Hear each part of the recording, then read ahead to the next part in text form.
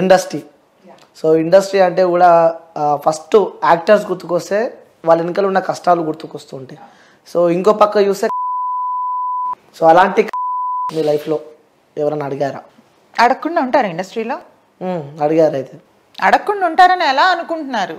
అంతే అంటారు. 100% అడుగుతారు. అది ఇవ్వాలా వద్దా అనేది మన మీద డిపెండ్ అయి ఉంటుంది. ప్రతి ఒక్కటి అడుగుతారు. కాకపోతే పెద్ద డైరెక్టర్స్ ఎవరు అడగరు. సుకుమార్ గారు అట్లాంటి వాళ్ళెవ్వరూ కూడా అలా అడగరు. చాలా మంది వాళ్ళని కావాలని బ్లేమ్ చేయటం కోసం, వాళ్ళని బయటికి తీసుకొచ్చి వీల్ ఫేమ్ అయిపోవడం కోసం అట్లా చెప్తారు. కానీ అది తప్పు. కిందన ఉన్న వాళ్ళు మాత్రం గోకుడు గ్యారంటీగా ఉంటుంది. అంటే ఎలాంటి వాళ్ళు కింద ఉన్న వాళ్ళు అంటే అసిస్టెంట్ డైరెక్టర్లు, కో డైరెక్టర్లు, రైటర్స్, కోఆర్డినేటర్స్. ఇట్లాగా కోఆర్డినేటర్స్ కూడా అంత ఉండదు. కోఆర్డినేటర్స్ వేరే రకం ఉంటుంది వాళ్ళది. సో మిగతా రిమైనింగ్ వాళ్ళంతా ఎవరైతే ఉన్నారో వీళ్ళ ఉంటుంది గ్యారంటీగా. ఏమన్నారు మీరేమన్నారు మరి? నేను తప్పించుకున్నాను అంతే. ఆ టైంలో ఏదో చెప్పేసి మాట తర్వాత ఇంకా కాంటాక్ట్లోకి వెళ్ళడం మానేసేదాన్ని. ఇంకా ఇంటెన్షన్ అర్థమైపోయినప్పుడు ఇంకా టచ్లోకి వెళ్ళడం మానేసేదాన్ని. అందుకని ఇక్కడే ఆగిపోయాను కదా, లేకపోతే ఒక రేంజ్లో ఉండేదాన్ని. ఇప్పుడు అంటే ఇప్పుడు రేంజ్లో ఉన్న వాళ్ళందరూ కమిట్మెంట్ ఇచ్చిన వాళ్ళు అంటారు. అది నేను ఎలా చెప్తాను? వాళ్ళకి తెలుస్తుంది. అది అడుగుతారైతే అడుగుతారని ఖచ్చితంగా చెప్తున్నాను కదా. అడుగుతారు, ఖచ్చితంగా అడుగుతారు. అడగకుండా ఎవ్వరు ఉండరు. ఓకే. సో కమిట్మెంట్స్ ఇవ్వకుంటే అక్కడికి స్టాప్. ఇక స్టాప్ అని ఏం లేదు. ఇచ్చే వాళ్ళని పెట్టుకుంటారు, ఇవ్వలేని వాళ్ళని పక్కకి నెడతారు. అలాంటి సందర్భాలు ఎదుర్కొన్నా అంటారు.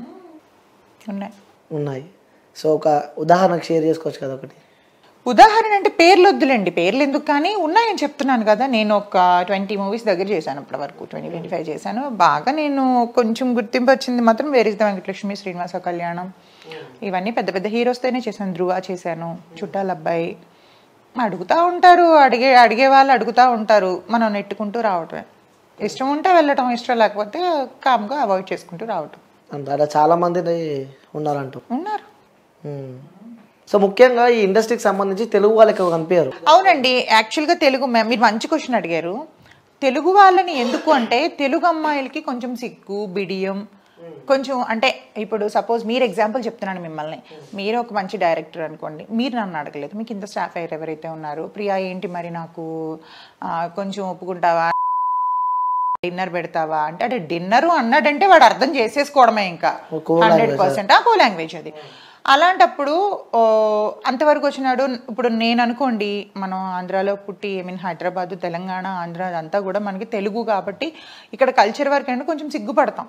సో మనం వేరే స్టేజ్కి వెళ్ళిన తర్వాత వీడు దీంతో నేను ఇలా ఉన్నాను అని చెప్తాడేమో అని మనం కొంచెం సిగ్గుపడి తెలుగు అమ్మాయిలు కొంచెం ఆగిపోతారు, బ్యాక్ స్టెప్ వేస్తారు. ఈవెన్ ఈ విషయాలు ఇంట్లో తెలిస్తే కూడా బాగోదు, తర్వాత బయటకు వస్తే తల్లిదండ్రులు ఏమైపోతారని.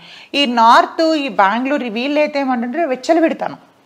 సో వాళ్ళకి ఏంటంటే వాళ్ళు రెమ్యునరేషన్ తక్కువ ఉంటుంది, కమిట్మెంట్స్ బాగా ఇస్తారు, అమ్మాయిలు కూడా బాగానే ఉంటారు. సో అప్పుడు అందుకనే చూసింగ్ వాళ్ళది ఎక్కువ ఉంటుంది. తెలుగు అమ్మాయిలకి ఏంటంటే అడిగేసరికి కొంచెం సిగ్గు, బిడియం అడ్డం వచ్చి ఒప్పుకోవడం మానేస్తారు. కాబట్టి తెలుగు అమ్మాయిలు కొంచెం బ్యాక్ ఉన్నారు. ఓకే.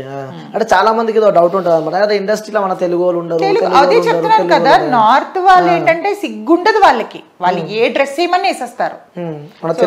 తెలుగు వాళ్ళు కొంచెం సిగ్గుపడతారు కదా, చేసుకున్నా కొంచెం సీక్రెట్ గా చేస్తారు తప్ప. కొంతమంది ఉంటారు. నార్త్ వాళ్ళు అయితే కొంచెం అన్నిటికీ రెడీ అంటారు, సై అంటే సై అంటారు దానికైనా. సో ఆ ఫీల్డ్ ఉన్నారు కాబట్టి చెప్తున్నారు. ఆఫ్ కోర్స్ ఆ ఫీల్డ్ తెలుసు కాబట్టి చెప్తున్నా. అవును. సో ఇంకోటి, ఒక అమ్మాయి ఇండస్ట్రీ వైపు రావాలన్నా కూడా చాలా స్ట్రగుల్స్ ఉంటాయండి. యూజువల్గా అమ్మాయిలు 80% అమ్మాయిలు లైఫ్ ఫెయిల్ అయిన వాళ్ళు మాత్రమే ఇండస్ట్రీకి వస్తారు. ఓకే. ఎందుకలా అంటే ఒకటి చూసింగ్ ఈజీ జాబ్, యాక్టింగ్ అనేది ఈజీ జాబ్. అది ఇంకొకటి ఏంటంటే మంచి మనకి బ్యాక్గ్రౌండ్ సపోర్ట్ ఉన్నదంటే ఒక స్టేజ్కి వెళ్ళొచ్చు. స్టేజ్కి వెళ్ళాలంటే కొంతమంది డబ్బులు సంపాదించుకోవడానికి ఇండస్ట్రీకి వస్తారు, కొంతమంది ఖాళీ ఫేమ్ కోసం వస్తారు. అంటే వాళ్ళని 10 మంది రిజిస్టర్ చేయాలి, 10 మందిలోకి ఒక గుంపులోకి వెళ్తానని గుర్తుపట్టాలి, అట్లా చేస్తారు కొంతమంది. కానీ ఇప్పుడు సోషల్ మీడియా వచ్చిన తర్వాత అందరికందరూ హీరోయిన్లు, అందరికందరూ హీరోలు అయిపోయారు. రీల్స్ చేసి ఒక 100K 200K దాటితే కథ. Yes, of course. So Instagram అంటే ఈ యాక్టింగ్ని మెయింటైన్ చేస్తున్నారు, అలాగే ఇట్లా మోడల్ అని చెప్పారు. ఇన్స్టాగ్రామ్లో కూడా బీభత్సంగా ఫాలోయింగ్, రీల్ పెడితే ఆ 2 మిలియన్ 3 మిలియన్ దాకా పోతుంది వ్యూస్. అయ్యో, మీరే రీల్ చూసాను నేను. మీరు ఇన్స్టా ఓపెన్ చేసి చూసాను నేను. ఏంటి ఆ రహస్యం ఏంటి మరి? అట్లా ఏం లేదండి, నాకు అవన్నీ ఆర్గానిక్ ఫాలోవర్స్. ఒక్క పెయిడ్ ఫాలోవర్ లేరు అందులో. ఓకే. నేను ఆల్మోస్ట్ మధ్యలో కొంచెం పర్సనల్ వర్క్ ఉండి ఒక 2-3 మంత్స్ మానేసా, రీల్స్ పోస్ట్లు ఏమి చేయలేదు, యాక్టివే లేదు అసలు ఇన్స్టాగ్రామ్లో. అప్పుడు మహా అంటే ఒక 2-3K తగ్గారు, మళ్ళీ అగైన్ ఒక 10K పెరిగారు. సో నేను డైలీ యాక్టివేషన్లో ఉంటే పెరుగుతారు, అవన్నీ organic followers. Okay. So promotions నుంచి ఎంత సంపాదిస్తుండొచ్చు? సో ఇన్స్టా ఇన్ఫ్లుయెన్సర్ అంటే ఫస్ట్ క్వశ్చన్ అదే గుర్తుకొస్తుంది. ప్రమోషన్స్ బాగానే వస్తున్నాయి, దేవుడి దయ వల్ల మీ దయ వల్ల బాగానే. పేమెంట్ ఒకటి 20,000 18,000. అండ్ ఇవేంటంటే నాకు సర్వీసెస్ ఫ్రీ. ఇప్పుడు నేను ఎక్కడికైనా ఒక సెలూన్కి వెళ్తాను, సెలూన్కి వెళ్ళినట్టు మినిమం 5 to 8K ఈజీగా అవుతుంది. హెయిర్ మనం నెయిల్స్ అవన్నీ చేయించుకుంటే నాకు ఒక వీడియోతో ఆ మనీ అంతా సేవ్ అవుతుంది. ఒక 10,000 15,000 20,000 అట్లా అనమాట. ఇమ్మడి చేశాను నేను, ఇమ్మడి వాళ్ళు 15,000 వర్త్ ఆఫ్ జ్యువెలరీ ఇచ్చారు, అది నేను కొనుక్కుంటే నాకు మనీ అవుతుంది కదా. సో అట్లా కొలాబ్ చేస్తున్నాను. ఫోటోషూట్స్ ఉన్నాయి, ఫోటోషూట్స్కి కొలాబ్ చేస్తున్నాను. సో నాకు కొన్ని పేమెంట్స్ వేస్గా చేస్తున్నాను అనమాట. 20-15 మినిమం 15,000 అక్కడ నుంచి అబవ్ వస్తుంది అనమాట. స్టార్టింగ్ ఎంత తీసుకుంటారు ఒక promotion? Depends on 15,000 10,000 minimum 10 minimum 10,000. Okay. అదెంత హార్డ్లీ ఒక 1.5 or 2 hours షూట్ ఉంటుంది అంతే. అంతే ఉంటుంది. ఇన్స్టాగ్రామ్ చూసాను అనమాట నేను స్టార్టింగ్ నుంచి. ఇన్స్టాగ్రామ్ చూసుకుంటే అదే చెప్పినా నేను చాలా వరకు నాకు ట్యాగ్ చేయలేనివి అవి వాళ్ళ వాటిల్లో ట్యాగ్ చేసుకునే వాళ్ళవి. నేను ఒక రీడిఫైన్ క్లినిక్ ఒకటి చేశాను, అండ్ ఇమ్మడి జ్యువెలర్స్కి ఒక చాలా వరకు చేశాను. ఓకే.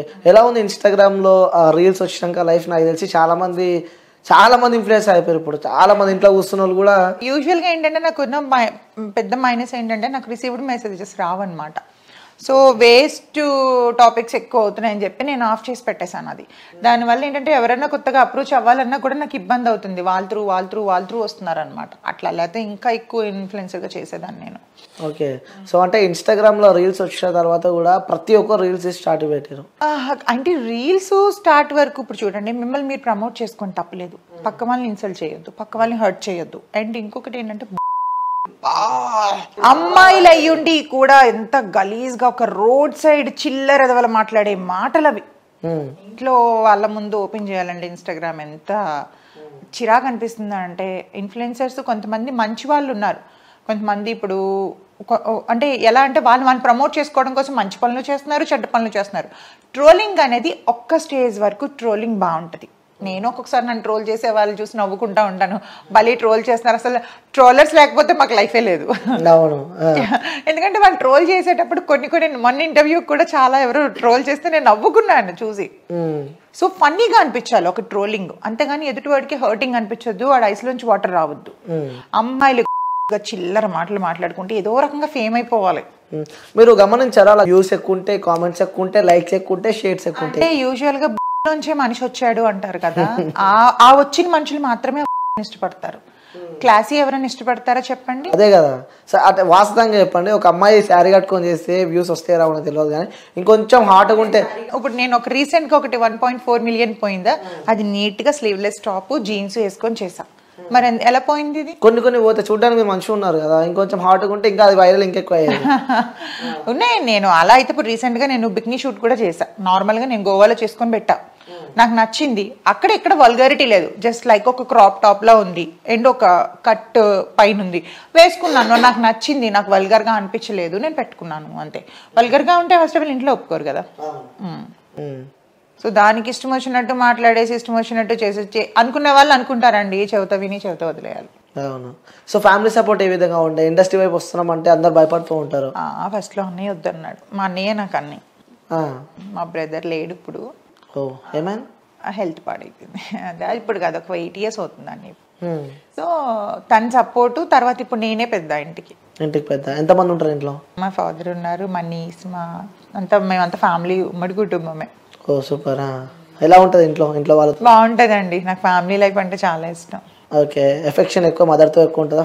మదర్ లేరు, ఫాదర్ ఉన్నారు. ఆ ఫాదర్తో తక్కువ, నాకు ఇంట్లో మా అన్న పిల్లలతో వాళ్ళతో ఎక్కువ.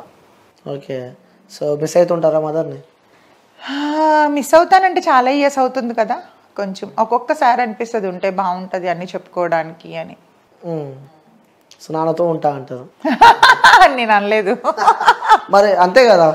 ఇది కూడా అడ్వాంటేజ్ తీసుకొని చాలా మంది కొంచెం నీకు పేరెంట్స్ లేరు, మీ ఫాదర్ ఉన్నా కూడా అన్ని చెప్పుకోలేవు కదా అట్లా కూడా అన్నారు, కానీ అందుకే అంత స్ట్రాంగ్ గా చెప్తున్నారా? అర్థమవుతుంది. అదే ఫ్యామిలీకి నేనే హెడ్ కాబట్టి ఆటోమేటిక్ గా స్ట్రాంగ్ ఉంటారు. మనం మీద ఎవరైతే డిపెండేషన్ ఉంటుందో అంటే ఇంటికి మనం పెద్దగా ఉండి పెద్ద దిక్కుగా చూసుకునేటప్పుడు ఇట్లాంటి వాటిపైకి మనసు పోదు. ఆడుతూ పాడుతున్న ఏజ్ లో అనుకోండి అది మనకి వెళ్తుంది. మీకు రెస్పాన్సిబిలిటీ ఉండేటప్పుడు మాత్రం ఎప్పుడు కూడా టైం పాస్ చేయడానికి చూడరు. ఇప్పుడు ఆపరేషన్ లేకుండానే మోకాళ్లకు ప్లాస్మా ట్రీట్మెంట్. మీ ఆర్థోపెడిక్ సమస్యలన్నిటికీ రోబోటిక్ టెక్నాలజీ ద్వారా తక్కువ ఖర్చుతో శాశ్వత పరిష్కారం. Free consultation. ప్రతి ట్రీట్మెంట్ పై 20% డిస్కౌంట్. ఈ ఆఫర్ కొద్ది రోజులు మాత్రమే. త్వరపడండి. V9 hospitals 9281465842.